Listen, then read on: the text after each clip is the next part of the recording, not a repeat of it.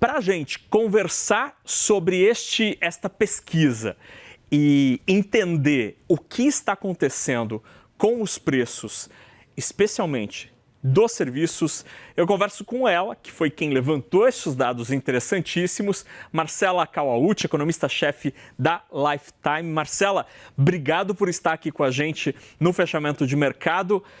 Por que os serviços não apresentam acomodação como todos os outros grandes grupos do IPCA? Boa noite. Boa noite, Naka. Boa noite a todos. Bom, os preços de serviços têm sido o grupo mais resiliente, principalmente porque a resposta à política monetária, ou seja, a alta de preços, tem sido mais lenta do que o esperado. Toda vez que o Banco Central eleva os juros, como ele fez no começo desse ano e parou ali em meados de 2025, e depois mantém os juros num patamar elevado, o que ele espera é que o crédito fique mais caro, que por sua vez desacelera a economia, né? Enfraquece a demanda e, por fim, chega na inflação de demanda, que é principalmente medida pela inflação de serviços. O que a gente tem visto é que esse ciclo tem demorado muito mais a acontecer nesse momento do que em momentos passados. Principalmente o gargalo aí parece estar no mercado de trabalho. O mercado de trabalho continua muito resiliente, como você falou, não desacelera nem com reza braba. E aí não chega nos preços de serviços, né? E é isso que a gente tem visto. Quando a gente olha a comparação com maio, e por que a gente pegou o mês de maio, né? Porque foi o pico da inflação nesse ano, justamente quando a inflação estava respondendo ao câmbio lá do final do ano passado, quando ele estava ali acima dos R$ 6. A gente comparou justamente para tentar entender qual é a composição dessa queda de expectativas. E aí a gente vê justamente isso, né? Tem dois polos opostos aí. Em primeiro lugar, o câmbio, que está ajudando bastante, ajudou muito a alimentação esse ano, e aí tem um resquício para o ano que vem, e também bens industriais. Agora, o preço de serviços, que é justamente a inflação de demanda, continua muito resistente e certamente preocupa o Banco Central. Aí, olhando para os serviços, então, Marcelo, como o Banco Central pode agir para tentar atuar nessa frente, se é que é possível? Porque o mercado de trabalho, ele continua absolutamente resiliente, mesmo com esse juro de 15%. Será que esta política monetária contracionista, em algum momento, fará efeito no mercado de trabalho? E aí, como efeito secundário, finalmente os preços de serviços passam por uma desaceleração? Este, em tese, deveria ser o caminho da história? Sim, em algum momento isso acaba tendo efeito, a gente só não sabe quando. E é por isso que o mercado está tão dividido entre o início de corte de juros em janeiro ou em março. A grande pergunta que a gente se faz é quando o preço de serviços vai começar a desacelerar e deixar o Banco Central mais confortável para conseguir começar a cortar os juros. Essa resposta ainda não está dada, né? Uhum. Existem alguns sinais iminentes de desaceleração no mercado de trabalho, mas não grandes o suficiente para a gente ter certeza de que isso vai chegar logo nos preços de serviços. Com relação à primeira parte da pergunta, né, o que o Banco Central pode fazer? O Banco Central já está fazendo o que é possível, que é deixar a taxa de juros num patamar alto, como o próprio Banco Central diz, por um período bastante prolongado. Agora falta uma outra parte ali de política econômica que passa pela questão fiscal. Uhum. Existe uma desarmonia muito grande entre a política fiscal e a política monetária, e a política fiscal, né, expansionista, segue incentivando a inflação de serviços, seja via programas de transferência de renda, seja via crédito subsidiado. E aí o que a gente tem é o Banco Central precisando manter os juros num patamar muito elevado, porque é como se existisse um gargalo ali para chegar a esses juros na economia, na ponta final, que é a inflação de serviços. E aí a gente acaba tendo que conviver com juros estruturalmente mais altos. Então dá para dizer, Marcela, grosso modo, que um governo gastador, como a gente tem hoje no Brasil, abre a torneira dos gastos públicos, irriga a economia brasileira, seja com aumento, ampliação de benefícios, de transferências, de crédito subsidiado ou de benefícios tributários, por exemplo. Esse dinheiro acaba virando ou novas vagas de emprego ou consumo das famílias. E isso acaba explicando boa parte desta demanda persistente pelos serviços. E como os serviços você não consegue importar um corte de cabelo, aí o preço sobe. Dá para dizer que esta é a mecânica que explica este momento que a gente vive nos preços de serviços. Perfeito, é isso mesmo. A gente tem justamente cada uma dos pilares de política econômica puxando para um lado, né. Enquanto a política monetária, tenta ali cuidar da estabilidade de preços, a política fiscal faz um trabalho que acaba como se fosse atrapalhando a política monetária. E vale dizer que quando política monetária e política fiscal caminham, na mesma direção, a gente tem um benefício muito grande, que é uma melhora no PIB potencial, que se traduz em crescimento sustentado no longo prazo.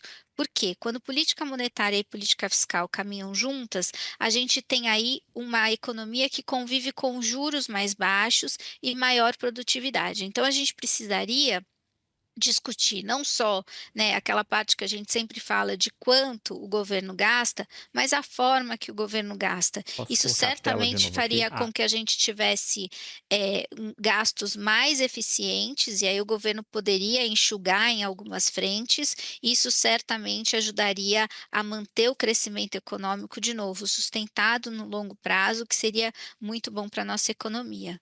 Marcela, a gente está com os números aqui de volta que você levantou, e aí eu queria te ouvir sobre o impacto nos diferentes segmentos da nossa economia. A gente tem 4 grandes grupos aqui: alimentação no domicílio, uma queda de 4,98 na previsão de maio para 26. Para 4,79 agora em dezembro. Bens industriais é uma queda bem expressiva, 3,29 para 2,55, administrados de 4,28 para 3,76. O que dá para dizer, Marcela, da influência do câmbio nestes 3 grandes grupos, alimentação, domicílio, bens industriais e administrados? Onde o câmbio mais aparece e aparece de que maneira? Quando a gente olha para 2026, o câmbio ele tem uma influência maior ali nos bens industriais. Por quê? Porque esse tipo de produto, ele demora mais a responder, ao câmbio. A parte de alimentação também responde de forma significativa, mas responde mais rápido. Então, o benefício do câmbio no setor de alimentação a domicílio foi sentido muito em 2025.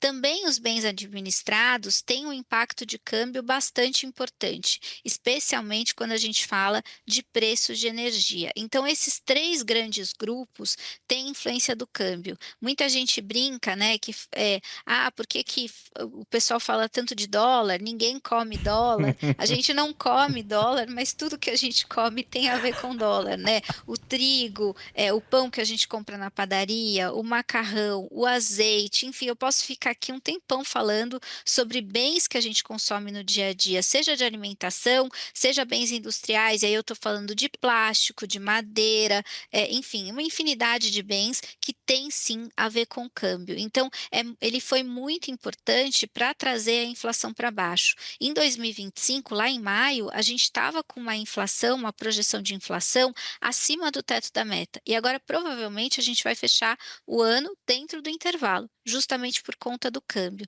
Mas aí, fazendo a ponte com o que a gente estava falando agora há pouco sobre política monetária, política fiscal, a política monetária não pode contar só com o câmbio para ficar tranquila, né? O Uhum. Banco Central não pode dizer assim: bom, o câmbio está fazendo boa parte do trabalho de desinflar a inflação, e desculpe a repetição ali de palavras, né? Mas de puxar a inflação para baixo, e eu posso ficar tranquilo com isso, porque o câmbio acaba sendo um equilíbrio frágil para a inflação. Vamos lembrar o que aconteceu em momentos em que a política fiscal voltou ao radar do mercado? A gente teve um dólar que subiu. Então, se a gente tiver algum tipo de estresse no ano que vem, que é bem provável, porque a gente tem um ano eleitoral, a gente pode ter essa ajuda do câmbio sendo anulada ou até mesmo revertida. Então, o Banco Central precisa sim cuidar dessa parte de serviços, que é a parte que ele controla, vamos dizer assim, ainda que haja uma demora entre a alta de juros e a resposta dos preços. A Marcela está falando do impacto do câmbio em preços da nossa vida. Para mim, a coisa mais simbólica no ano de 2025 acabou sendo o azeite de oliva. O azeite de oliva, na cidade de São Paulo aqui, uma garrafa de meio litro estava quase R$ 50, agora você encontra por 30 e alguma coisa. Foi um impacto expressivo. Também teve corte de imposto, então não dá para botar tudo na conta do dólar. Mas esse é um exemplo clássico assim, de como muito do que a gente tem na mesa é dolarizado e a gente às vezes nem percebe. Marcela, dito tudo isso, e diante da comunicação ontem do Banco Central, qual o teu call para o Copom no ano de 2026? Quando deve começar o corte? O Banco Central está data dependent, mas ele não falou. Qual a tua aposta para os próximos passos do Copom? Bom, o comunicado ontem trouxe o reconhecimento de alguns avanços, em direção ao que o Banco Central quer. Então ele reconheceu que existe uma melhora nas expectativas e que a atividade econômica está desacelerando. Mas, por outro lado, essas expectativas, elas ainda têm algumas questões, como a questão de preços de serviços, que continuam bastante pressionados, e o mercado de trabalho segue aquecido.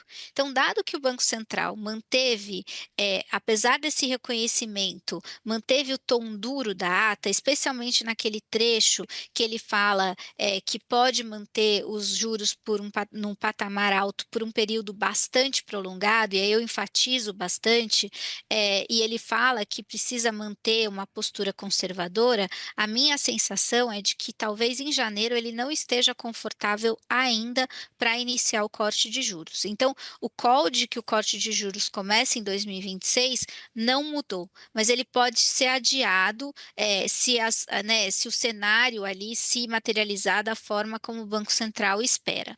Caso haja algum tipo de surpresa positiva, e aí principalmente no mercado de trabalho ou na inflação de serviços, uma desaceleração mais forte do que a gente tem visto, aí sim o Banco Central anteciparia para janeiro.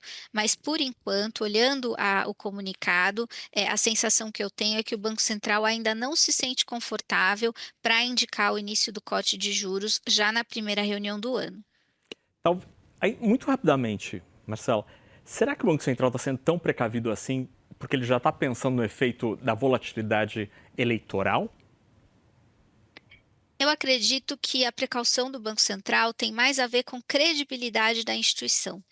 O Gabriel Galípolo, quando assumiu, ele se via ali enfrentando muita desconfiança do mercado. Ninguém sabia se ele ia ser um dirigente técnico ou um dirigente político. Ele tem se mostrado muito técnico e a sensação que eu tenho é que talvez a postura conservadora do Banco Central tenha muito a ver com credibilidade, com dizer ao mercado que vai sim perseguir o centro da meta e vai fazer o que é necessário para que a estabilidade de preços seja conservada. Muito bem, a gente conversou com Marcela Kawauchi, economista-chefe da Lifetime, que levantou dados interessantíssimos de como está evoluindo a inflação, as expectativas de inflação e como o câmbio afeta alguns preços e outros não, e como isso influencia o Banco Central, essa firmeza toda do Banco Central que a gente conheceu ontem. Marcela, obrigado pela conversa, ótima noite. Boa noite para você, boa noite a todos. Até logo.